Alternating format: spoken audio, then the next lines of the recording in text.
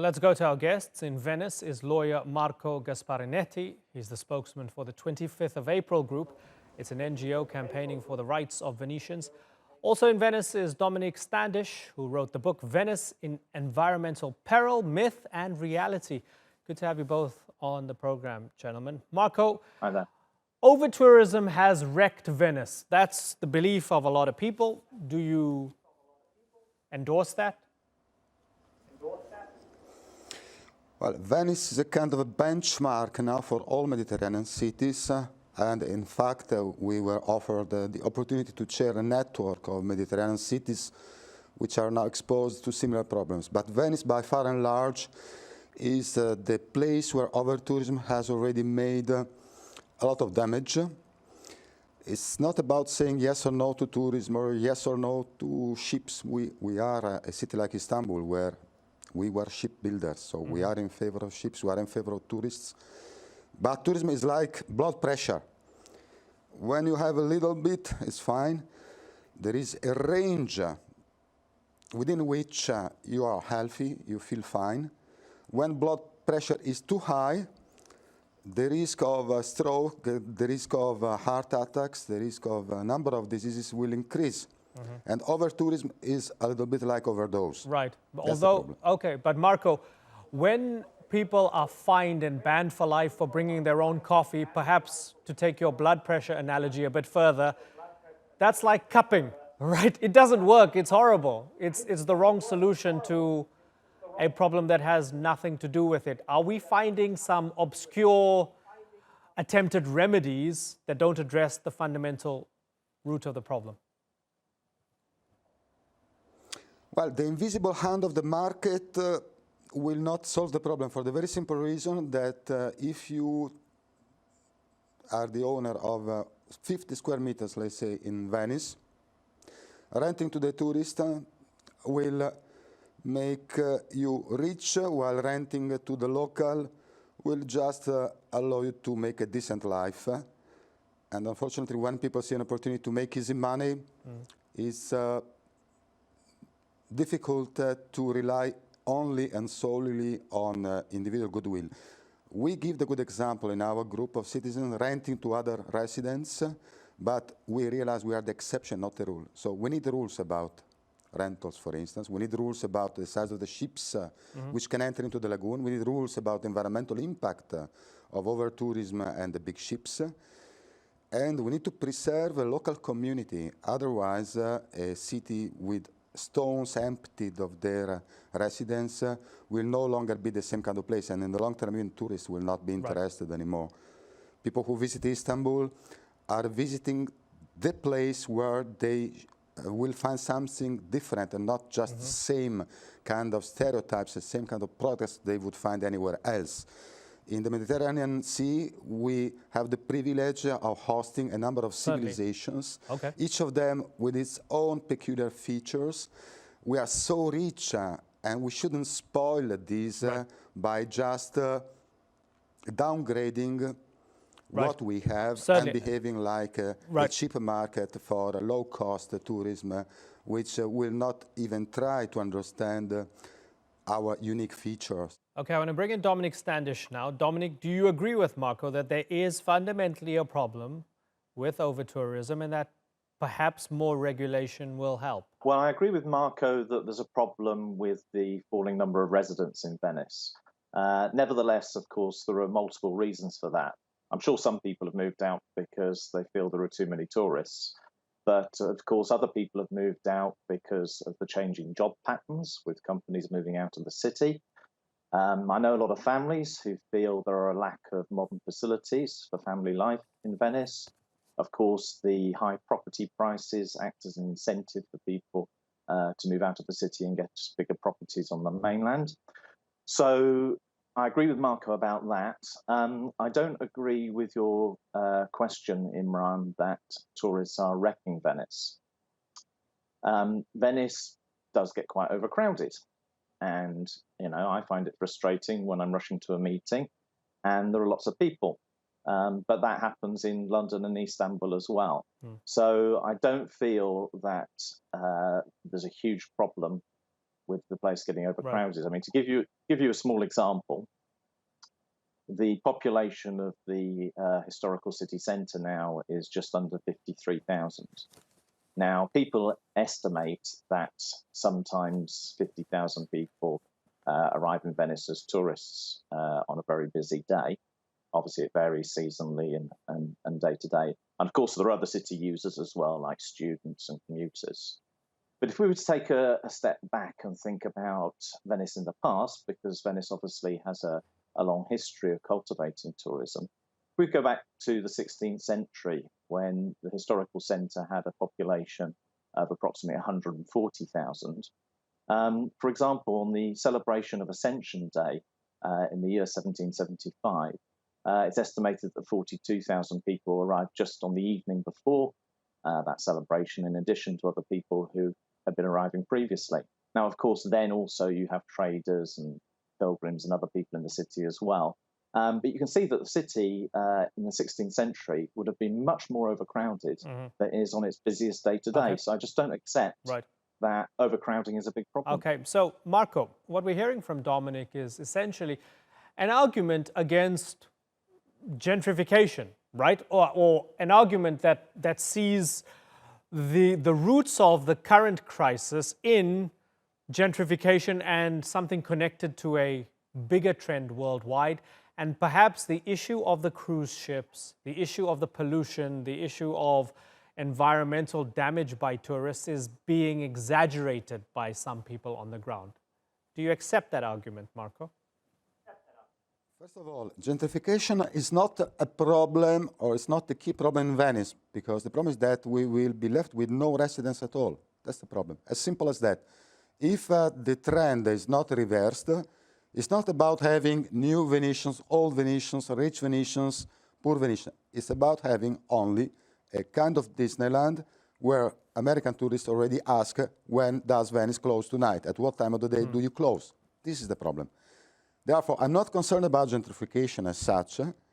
New Venetians have always been welcome each and every time after pandemics made disasters in Venice and our population was decreasing to 90,000 people. The Venice Republic did all what they could to attract new residents from Greece, Albania, from Turkey, from all the Mediterranean countries. And they were able to reach again the 150,000 residents, which is the average for which Venice was built. And this was the average for almost 12 centuries. This is what we should aim at preserving, at least part of these living residents, which are not only part-time residents coming twice per year for the regatta or for Carnival, for instance. And regulation is not just about forbidding something. Regulation is also about creating incentives. With the huge amount of money collected in Venice via the taxation, via the airport, the port authority, all this money going elsewhere could be reinvested in part to make it possible for people to stay in Venice, to come back to Venice, or to settle in Venice, even if they were not Venetian. So Marco, I want to... This is our history, this is our tradition. Okay, fair enough. I want to bring in another perspective here. Claudio Milano is in Barcelona. He's a consultant in tourism management at the Ostelia School of Tourism and Hospitality. Good of you to join the discussion, Claudio. With over-tourism, do you also accept that there's a Disneyfication of Venice taking place right now, that there is a version of Venice, but it's a very different version of Venice to what the essence of Venice is, and it's done because of over-tourism? What I would say, actually, that over-tourism, of course, is an example of the limit of the growth. And tourism as a sector, as an industry, has been always based on measuring the success of tourism in terms of tourist arrivals. Of course, in Venice, what we have noticed in the last decades was a big decrease in population.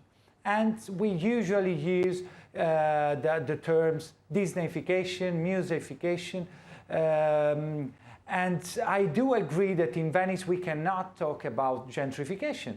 We can probably talk about a massive touristification and with a specialization of tourism in terms of local shops, in terms of right to the city, in terms of right to the housing.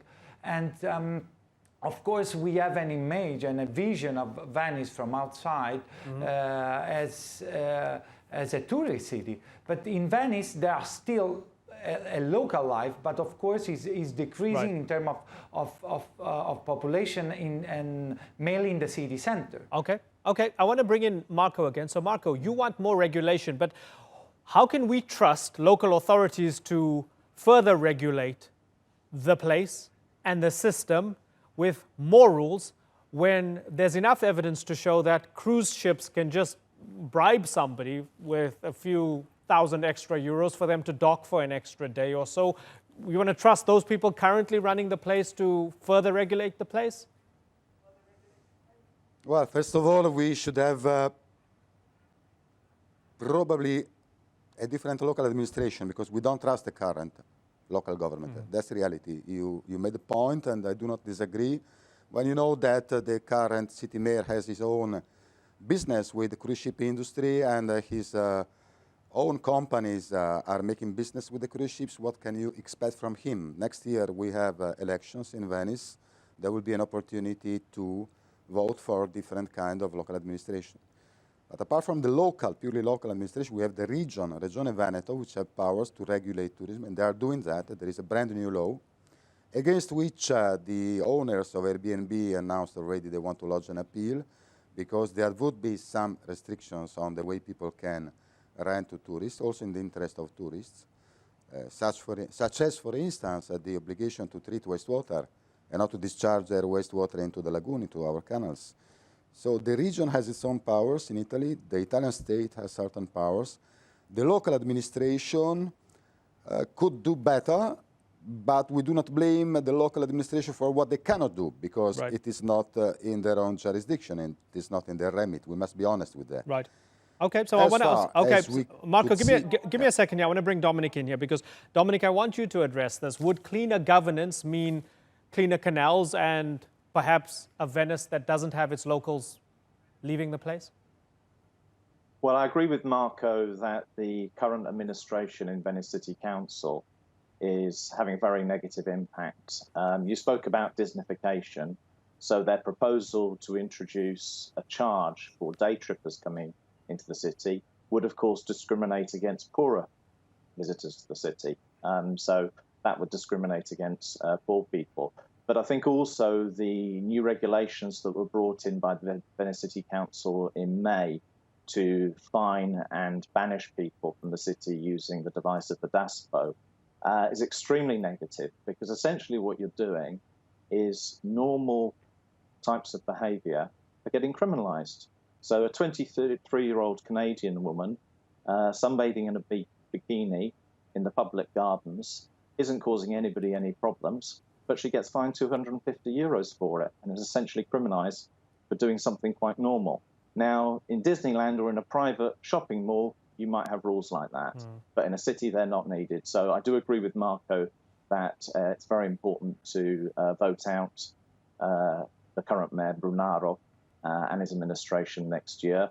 Of course, the other questions depend on other forms of regulation, and there I also agree with Marco. Of course, the City Council doesn't make the ultimate decisions about the cruise ships, for example. That's more with the current Minister of Infrastructure. So, okay, so Claudio, in the absence of proper regulation, are we going to see bizarre and obscure draconian bits of regulation where, as we mentioned earlier on, people getting fined and banned for life for bringing their own coffee, someone getting fined for sunbathing in the wrong place? We're going to see weird things enforced because people are lashing out and pushing back against something, but it's not been properly regulated.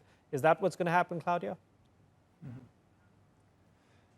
Well, when we talk about regulation in tourism, it's quite interesting because actually tourism has been a sector that has not been regulated so much and so far compared to other economic activities. So what we do need in terms of regulation, of course, is regulate all those externalities that is generating tourism in places like Venice, Barcelona, or Amsterdam. Mm-hmm. In the case of Venice, of course, we have a big issue with the cruise ship that has not been regulated since a law was in there but was not respected. And then in terms of conviviality, in terms of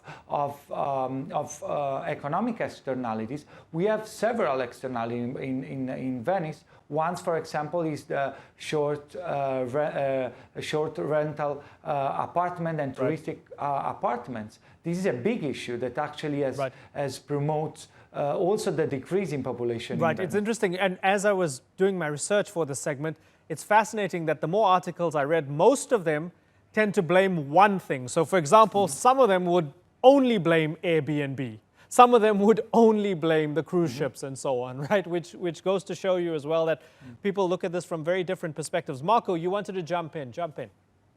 Yes, I wish we could have just one problem to address. It would be much easier. You're absolutely right. Some articles only talk about Airbnb. Others talk only about the cruise ships.